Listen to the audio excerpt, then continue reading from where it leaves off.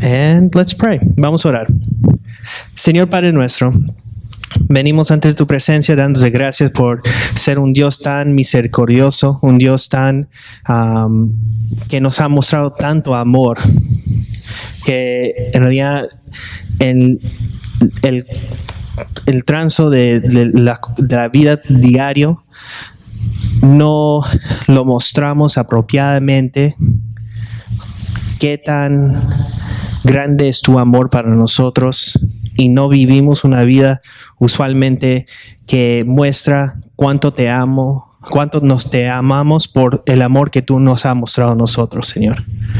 Gracias por el beneficio que me des hoy día para presentar las Escrituras. Ayúdame que las palabras que salgan de mi boca no sean mis palabras, sino las palabras que tú pones en mi boca, Señor. Y yo pido todo eso en el poderoso sangre de Jesucristo, que cambie los hombres. Amén. Si podemos abrir las Biblias a Romanos capítulo 6, versículo 1, y vamos a leer hasta el versículo 10. Hace unos días atrás celebramos un feriado en los Estados Unidos. ¿Qué feriado fue? El Día de Independencia, 4 de julio. Y te quiero preguntar algo. ¿Qué días también es bien grande el 15 de abril? ¿Qué día es eso? ¿Qué es el día? ¿Qué debemos hacer para el 15 de abril todos los años? Pagar los taxes. Ahora, cuando mandes ese reporte de tus taxes, ¿lo mandas a Inglaterra? No, ¿a dónde lo envías? A Washington, al gobierno estadounidense. ¿Por qué no lo envías a Inglaterra? Porque no somos parte de Inglaterra. ¿Por qué? El 4 de julio, el Día de Independencia, unos cuantos hombres empezaron a firmar un documento que mostraba que nosotros clamamos nuestra independencia acá en los Estados Unidos de los británicos. Ahora, sería absurdo si tú eres un ciudadano americano o alguien que trabaja acá en los Estados Unidos, ir y pagar tus taxes a Inglaterra. ¿Por qué? No somos parte de Inglaterra ya nomás.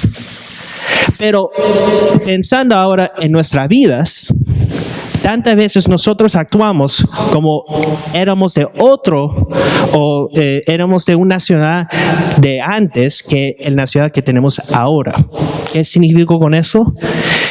Cuando nosotros hemos recibido a Cristo como nuestro Salvador, nosotros hemos clamado, bueno, no que hemos clamado, pero Dios nos ha dado libertad de nuestro viejo ser y dando libertad de nuestro pecado.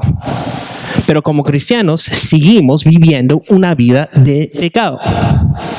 Y acá en Romanos, Pablo pone una explicación impecable en qué tenemos libertad. ¿Cómo tenemos nuestra libertad? Y vamos a leer y ver qué es la explicación que nos dice Pablo. ¿Qué pues diremos? ¿Perseveraremos en el pecado para que la gracia abunde? En ninguna manera, porque los que hemos muerto al pecado, ¿cómo viviremos aún en él? ¿O no sabes que todos los que hemos sido bautizados en Cristo Jesús, hemos sido bautizados en su muerte? Porque somos sepultados juntos con él para muerte por el bautismo, al fin de que como Cristo resucitó de los muertos por la gloria del Padre, así también nosotros andemos en vida nueva. Porque si fuimos plantados juntamente con Él en la semejanza de su muerte, así también lo seremos de su resurrección.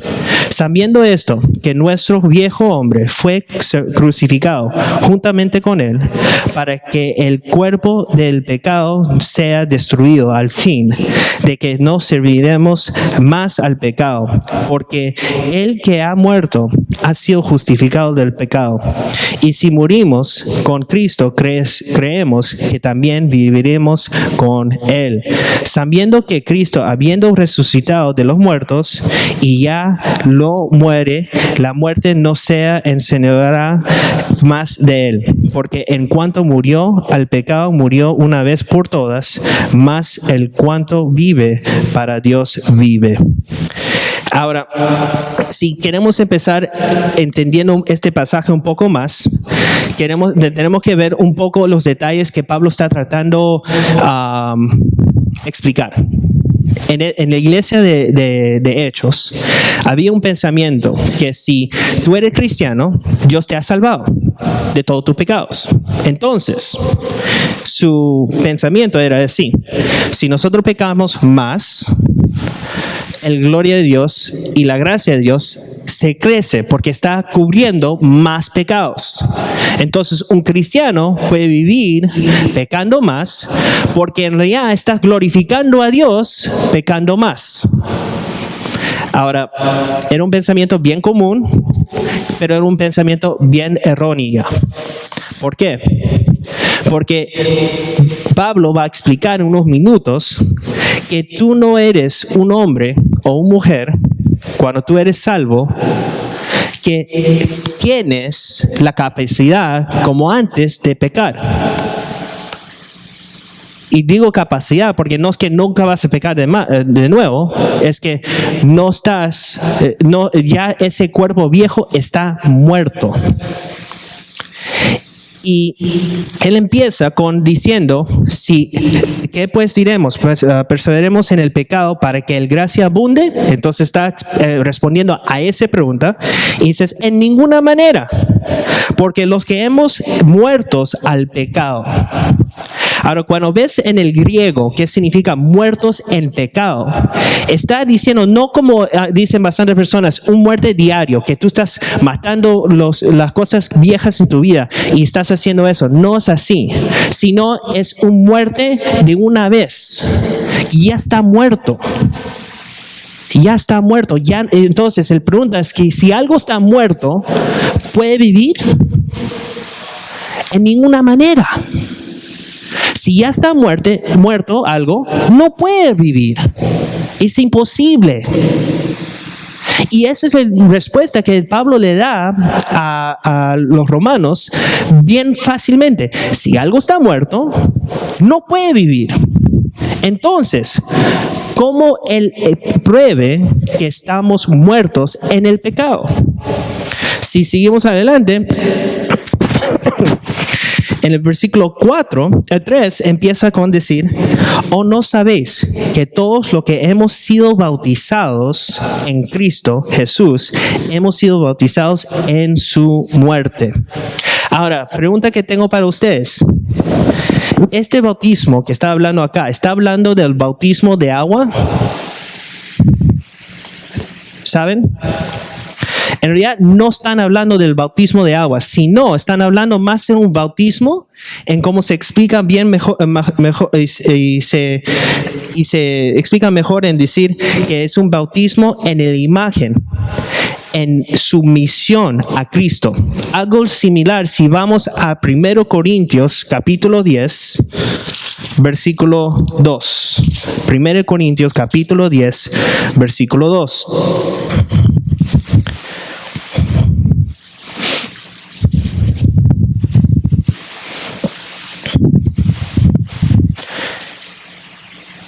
Y todos en Moisés fueron bautizados en la nube y en el mar. En este entonces Pablo estaba tratando de explicar cómo evitar los pecados que hizo Israel. Israel tuvieron varios pecados, pero él empezó, Pablo, diciendo que ustedes como el grupo de Israel se fueron bautizados, se sumitieron a la autoridad de Moisés a Israel. Entonces, el mismo tipo y pensamiento de bautismo, no estamos hablando de bautismo de agua, que es algo que todo cristiano debe hacer, pero si no, estamos hablando del bautismo que pasa en nosotros cuando nos sometimos al poder de Jesucristo. Además de eso, estamos en igual imagen y tratamos de vivir en la imagen de Cristo. Entonces no es el bautismo de sumisión en el agua, pero es algo que todo cristiano, si tú clamas ser cristiano, debes hacer. Pero eso es otra prédica para otro tiempo y cosas así, no vamos a entrar en eso. Entonces, si vemos acá, Pablo empieza a explicar que el bautismo que tenemos en Cristo significa que también todo lo que pasó a Cristo en su muerte y resurrección también pasa y traslada a nosotros. Entonces él empieza con: ¿os no sabéis que todos los que hemos sido bautizados en Cristo Jesús hemos sido bautizados en su muerte?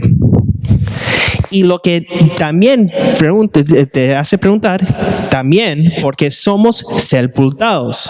Fuimos sepultados con Cristo, juntamente con Él, para muerte por el bautismo, al fin de como Cristo resucitó de los muertos por la gloria del Padre, así también nosotros andemos en vida nueva.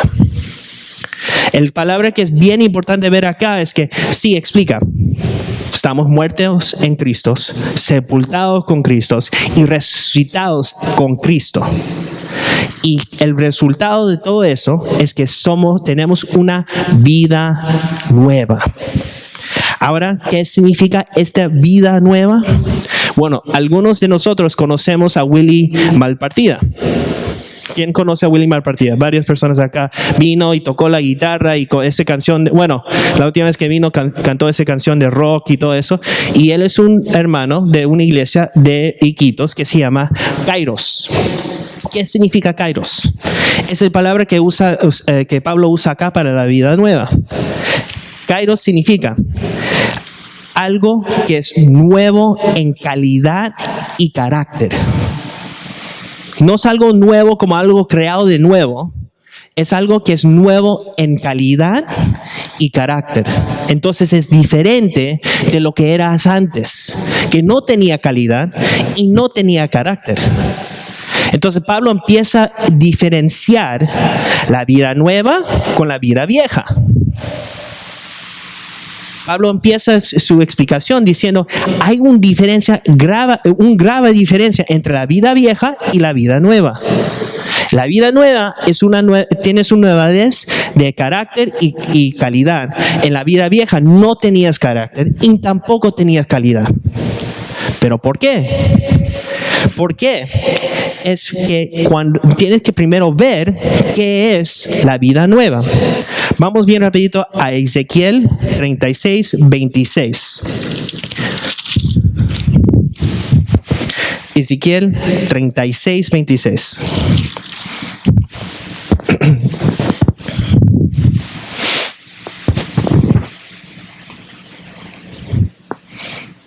Y vamos a ver en varios versículos qué es la vida nueva, qué descripción podemos poner en una vida nueva. Primero lo vemos en Ezequiel 36, 26. Os daré corazón nuevo y pondré espíritu nuevo dentro de vosotros y quitaré de vuestra carne el corazón de piedra y los daré un corazón de carne. Entonces la primera cosa que vemos en Ezequiel es que una vida nueva es tienes un nuevo corazón. Te saca el corazón de piedra y te pone un corazón de carne. Un corazón que en realidad puede amar. Un corazón que tiene en realidad empatía. Un corazón que puede que puede mostrar el amor de Dios. Porque antes no podrías hacer eso. Si seguimos adelante en Ezequiel 13, vamos atrás a Ezequiel 13, 31.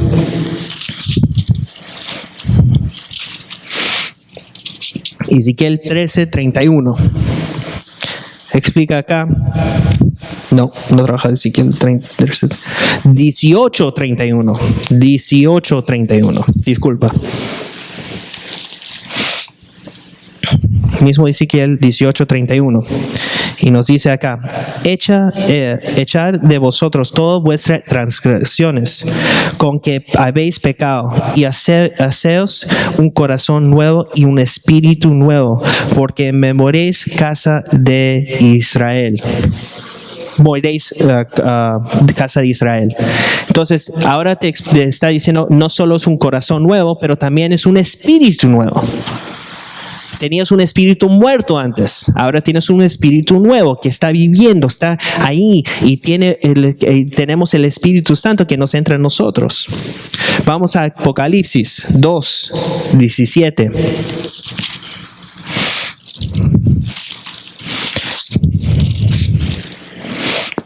Apocalipsis 2:17.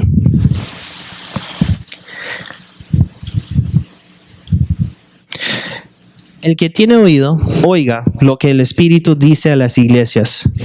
Al que venceré, daré al comer del maná escondido, y le daré una piedrecita blanca, y en la piedrecita escrito un nombre nuevo, el cual ninguno conoce sino aquel que lo recibí.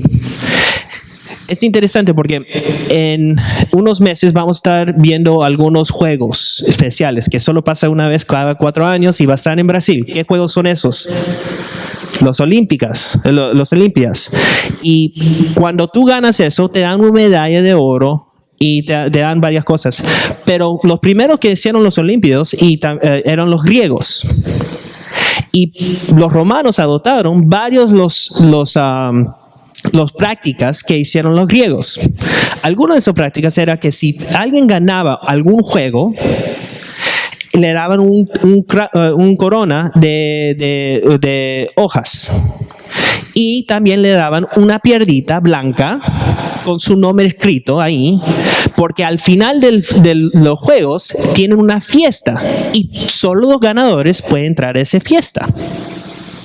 Y Dios nos está diciendo acá por Apocalipsis es que ustedes, los que son creyentes, han ganado la carrera. Y te voy a dar una piedrita blanca con tu nombre escrito, y vas a poder entrar a la fiesta que ninguna otra persona puede entrar, menos los que tienen esa piedrita. Ese fiesta es cielo. Y te va a dar un nuevo nombre. Entonces, no solo tenemos un nuevo corazón, no solamente tenemos un nuevo espíritu, también tenemos un nuevo nombre que nos cambia nuestra identidad. Si seguimos adelante, la Biblia también habla más sobre teniendo una nueva vida. Vamos a 2 Corintios 5:17. 2 Corintios 5:17. Irónicamente, este fue el primer versículo que yo aprendí como un niño, y lo aprendí con mi abuelita en la escuela dominical.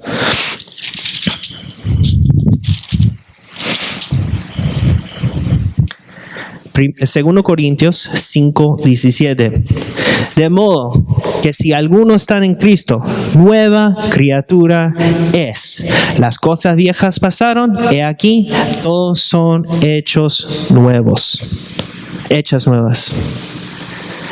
Eres no solamente, no tienes un nuevo corazón, un nuevo espíritu, un nuevo nombre, eres nueva criatura. Ya no eres lo que eres antes. Vamos a Gálatas 6:15. Gálatas 6:15.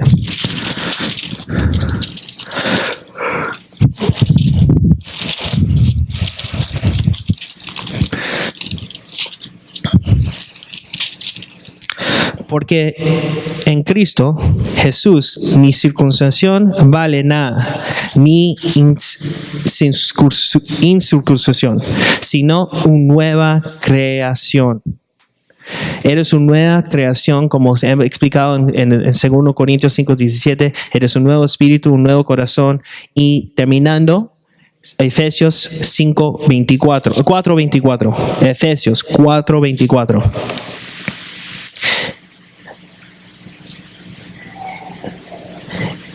Y vestidos de nuevo hombre, creado según Dios en la justicia y santidad de la verdad.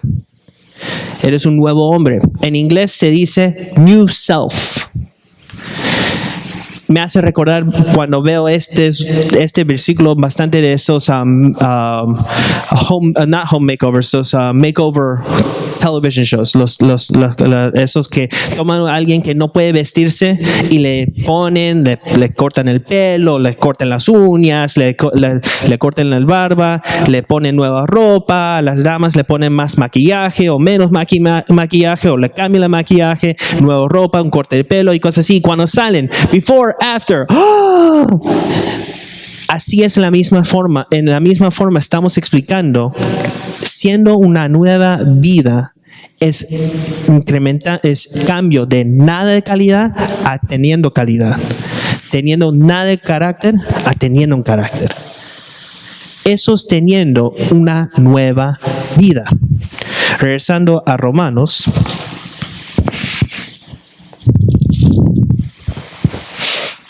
Pablo sigue adelante en el versículo 6 del capítulo 6 y dice, sabiendo esto. Ahora, interesantemente,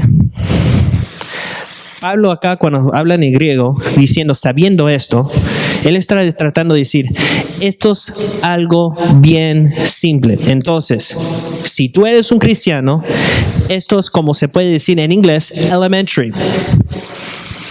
Algo que aprendes cuando recién empiezas en la escuela. Es como diciendo hola. Es tan básico esta información. Entonces, sabiendo esto, tan elementario, seguimos adelante, que nuestro viejo hombre fue crucificado juntamente con él para que el cuerpo del pecado sea destruido, al fin de que no serviremos más al pecado. Entonces vemos la siguiente parte, él explica qué es el viejo cuerpo. Ahora, viejo cuerpo no significa algo como viejo en forma cronológica. Si alguien es joven, tiene menos edad de alguien viejo. No habla de eso. Lo que Pablo está diciendo en la palabra griego, él no usa el palabra arqueos, que significa viejo cronológicamente, sino palaios. ¿Qué significa palaios? Es algo que ya no se puede usar. Es inusable, es worn out. Yo, cuando trabajaba en Chick-fil-A, yo tenía unos zapatos que eran anti-slip. Y yo trabajando en Chick-fil-A, yo era el manager. Entonces me tenía que poner unos zapatos que eran non-slip, más siendo de vestir. Porque yo me tenía que vestir en un camisa con manga larga y un corbata. Y no podía usar cualquier zapato. Entonces me decían, tú tenías que comprar un buen zapato. Bueno, esos zapatos eran bien caros. Entonces yo usaba ese zapato hasta el punto que cuando yo caminaba, hablaba los zapatos, porque los suelas se salían de los zapatos y no servían ningún propósito. Las suelas eran de así a así y se abrían y podías ver mis medias abajo y todo eso, agua entraba a los zapatos y todo. Esos zapatos eran palaios, no servían ningún propósito, era inusable. El palabra cuerpo viejo está describiendo este estilo de este estatus en siendo inusable. No significa que está destruido y ya no existe, sino está destruido, está ahí, pero es inusable. Y Pablo está usando esto para explicarte, como te dije al principio, no es que no vas a pecar nunca más, porque el cuerpo sigue con nosotros. Sino lo que va a pasar es el cuerpo ya no tiene el poder sobre tu ser. No tiene, porque antes tenías este impulso para pecar. Tenías una forma de vivir que no podías ser nada sin pecar. Tenías que pecar. Pero ahora ya no estás debajo de eso. Ya no estás sujeto al poder del pecado. Estás con nueva vida. Porque estoy ahora leyendo versículo 7. Porque el que ha muerto ha sido justificado del pecado. Y si morimos con Cristo, creemos que también viviremos con Cristo, con Él. Sabiendo que Cristo, habiendo resucitado de los muertos, ya no muere, la muerte no se enseñaría más de Él. Porque Él, cuando murió al pecado, murió una vez por todas. Mas en cuanto vive, para Dios vive. Entonces, ¿qué es un carácter? En conclusión, ¿qué es un carácter de una persona que vive para Dios? La palabra en el griego acá que se usa es duleo. ¿Qué significa duleo? Significa alguien que sirve, es sirviente y tiene en inglés bondage a ese individuo. Ahora, antes de ser cristiano, eres un esclavo a Satanás y el pecado. Pero cuando mueres, ya pierdes esa esclavitud al pecado y ahora eres esclavo a Dios. Ahora, esclavitismo tiene una connotación acá en los Estados Unidos siendo algo bien feo, porque por nuestra historia. Pero un esclavo en ese entonces era algo bien común, un sirviente. Sí, eran dueños y esclavos, pero ellos trabajaban para ellos. Y si tú tenías un dueño muy bueno y tu temporada terminaba, tú puedes decir, yo quiero ser un bondservant a ese individuo. Entonces lo que pueden hacer es cuando tú terminas tu tiempo con tu dueño, tú puedes decir, yo quiero que tú seas mi dueño por siempre. Yo voy a trabajar contigo porque eres un dueño tan bueno. Y ese sumisión a ese dueño es algo similar a lo que tenemos nosotros con Dios. Ahora, Dios es el que nos escogió, Dios es el que nos salvó. No hay nada que podemos hacer para recibir esa salvación. Él es el que nos ha hecho una nueva creación. Pero cuando tenemos esa nueva creación y tenemos esa nueva vida, nuestra mente tiene que cambiar automáticamente haciendo un siervo de Dios. Dios es el que nos pone todo eso. Y nosotros tenemos que actuar en eso, ya siendo salvos. Entonces, es imposible una persona siendo esclavo al pecado y también esclavo a Dios. Imposible. Y si quieres una buena explicación en qué es siendo un esclavo de Dios, vamos a Efesios 4, 22 a 32. Y los grupos de jóvenes han escuchado este mensaje hace unas semanas atrás, algunos de ellos. Y esto es un pasaje que lee, para los padres que sepan, le he dicho a los jóvenes para que lean este pasaje y que estudian el pasaje para ver dónde están los lugares en tu vida donde sigues dejando que el pecado te controla a ti en vez de que Dios te controla a usted. Entonces, de nuevo, Efesios 4, 22 a 32. Empieza aquí. En cuanto a la pasada manera de vivir, despojaos del viejo hombre que está viciado conforme a los deseos engañosos. Entonces, la primera cosa que vemos es el viejo hombre era un hombre engañoso. Un hombre engañoso. En tu manera de trabajar, yo trabajaba en el banco y yo te digo la verdad, ellos te dicen, no puedes engañar a los clientes, y eso es algo que siempre tenía un problema trabajando con el banco. Pero varios bancos quieren abrir cuentas chequeras, entonces te dicen, dile al cliente lo que quieren escuchar para abrir esa cuenta.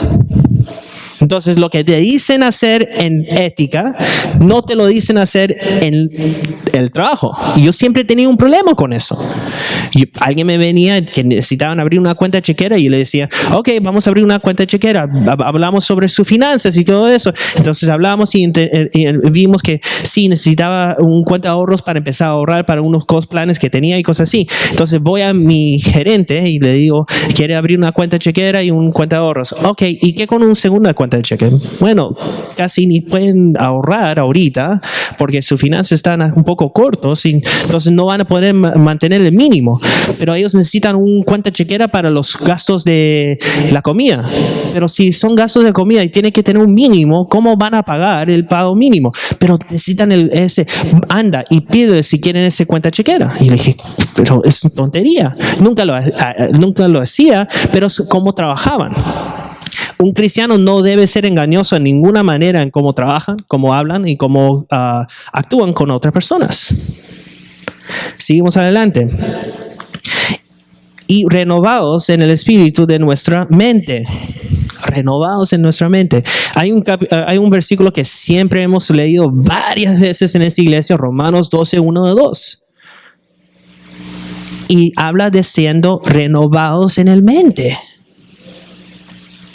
¿Cuántos de ustedes, siendo cristianos, siguen metiéndose las basuras de la música, las películas y todo eso, o viendo con tus amigos y siguiendo, hablando los mismos chistes, las mismas bromas que ellos hacían antes, que tienen doble sentido y son malos?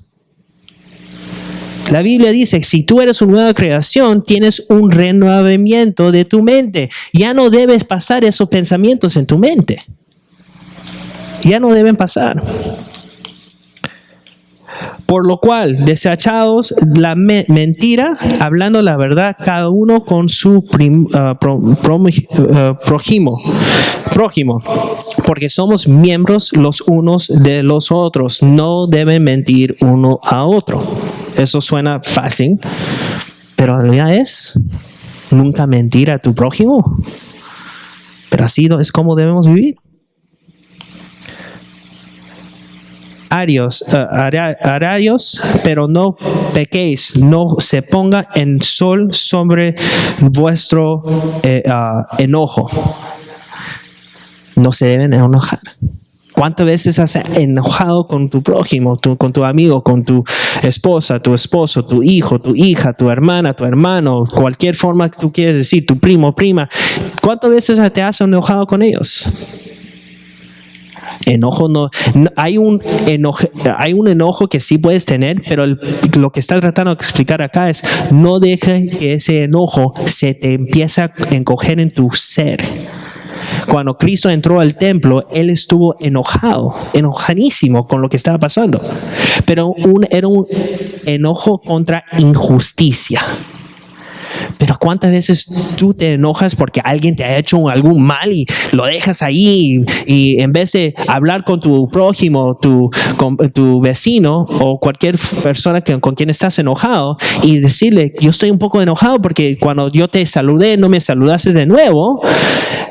Tú lo dejas ahí y piensas, esa persona no me saludó, y yo le saludé con una forma, y yo, imagínate, le invité a mi casa, le di comer y todo eso, y no me saludó, y empiezas a hablar con esta persona y dice, mira, esa persona que no recuerda que yo le di de comer y no me contestó, no me saludó, debe ser amargo conmigo, y empieza todo un laberinto sobre un enojo. Eso es pecado. Un enojo contra injusticia está bien, pero un enojo que empieza a remojar en tu corazón, ese es pecado. No debes tener ese enojo contra ninguna persona, contra ninguno. Siguiendo adelante, ni deis lugar al diablo. Esto es importante porque lo acabo de explicar. Renovando tu mente también significa que no debes dejar que el diablo se mete en ningún lugar en tu vida. El diablo está tratando de atacar a todos los cristianos y los demonios a todos los cristianos en varias diferentes maneras. Pero él te puede atacar en varias maneras. Con la música, las películas, la internet, que tiene capacidad de mostrarte varias imágenes que son bien feos. No dejes que Satanás te encuentre o tenga ninguna posición en tu vida. El que hurtaba, no hurte, mas sino trabaja haciendo con sus manos lo que es bueno para que tenga que compartir con el que parece necesidad. El que roba, pare de robar. Además de eso, está diciendo a los que robaban, trabaja duro, porque usualmente los que roban porque no quieren trabajar mucho por tener bastante ganancia. Un ejemplo, Bernie Madoff. Él robaba el dinero y su pensamiento, el Ponzi Scheme, era bien fácil. Yo tengo varios inversionistas que me daban dinero y como entraba tanto dinero, yo puedo pagar el interés que le prometía a otras personas, pero no voy a invertir ese dinero. Lo que es simplemente dinero entrando y saliendo, dinero entrando y saliendo. Y el dinero que se queda de sobre es el que yo uso para comprar mi jet, mi casa y todo eso y para darle de comer a mi familia. Entonces, ¿qué hizo Bernie Madoff? Algo ilegal, robaba. Ahora la Biblia dice, el que robaba, trabaja duro, no solo para sí mismo, para tener su ganancia, pero para también dar al que necesita, tu vecino que necesita algo, para que tú le puedas dar. Entonces, trabajar para los demás también. Eso es algo bien diferente de lo que dice el mundo que debes hacer. El que roba, pare de robar, trabaja duro para dar a los que tienen necesidad. Ninguna palabra corrompida salga de vuestra boca, sino la que sea buena para la necesaria edificación al fin de gracia a los oyentes. El que hablaba bastantes groserías y todo eso, para de hablar eso. Entonces cada palabra que salga de tu boca debe ser algo que edifica a los creyentes. Imagínate eso, toda boca que sale de tu boca, toda palabra que sale de tu boca debe ser de edificación, no algo feo. Y no contristéis el Espíritu Santo del Dios, con el cual fuisteis sellados para el día de redención. Hoy día estamos aprendiendo con los grupos jóvenes una parábola sobre la parábola de la lámpara. ¿Y qué haces con la lámpara? Lo dejas ahí en la posición más alta para que todo se alumbra. No lo escondes. No lo escondes. ¿Por qué? Porque la luz no se debe esconder. No constréis al Espíritu Santo de Dios, porque tú quieres que el Espíritu Santo te habla, te enseña, te edifica, te guía. ¿Cómo puedes hacer eso? ¿Cómo lo puedes parar? Parar de escucharlo, parar de leer sus escrituras. Parar de orar diariamente, constantemente. Parar de escuchar el corrección y el advice de tu familia. Ambos cristianos en la iglesia y la familia, y te digo una cosa, la familia cristiana en tu familia de tu sangre. Porque bastantes veces, como es familia, le pedimos y no son creyentes, y lo que te van a decir no es basado en las escrituras. Esas son formas que lo puedes construir al Espíritu Santo. No debes hacer eso. Quítense de vosotros toda amargura, enojo, ira, jitería y maldecería y toda malicia. Antes ser benignos unos con otros, misericordiosos, perdonarosos unos a otros, como Dios también os perdonado a vosotros en Cristo. Algunas cosas que Pablo explicaba no son cosas que no debes hacer, pero también te dice que debes hacer algunas cosas. Seas misericordiosos, perdonados. Y también recuerda que Dios fue el que te perdonó a ustedes. Una parábola que acabamos de aprender con el grupo de jóvenes fue el parábola de los dos que debían dinero. Y Jesucristo estaba en casa de un fariseo y le dijo: Simón, te voy a decir una cosa. Hay dos personas que deben a una persona, uno 500 denarios y uno 50 denarios. Y no lo podían pagar. Entonces, Simón, ¿quién es? Y aquel ellos debían, dijo: mira, te voy a perdonar los deudas completamente. Entonces Simón le dijo: ¿quién tenía más gratitud sobre el pecado, el deuda que tenían? Entre 500 denarios y 50 denarios no suena como mucha diferencia, pero la diferencia es como algo de ahí de $26,000 la diferencia. Y Simón dijo: obviamente el que debía más. Y Jesucristo no estaba diciendo que algunos cristianos aman más al Señor porque le han perdonado más, sino lo que Cristo estaba tratando de decir es: ambos fueron perdonados y ambos debían ser gozosos de ese perdón. Es algo que Simón no entendió, ese fariseo no entendió.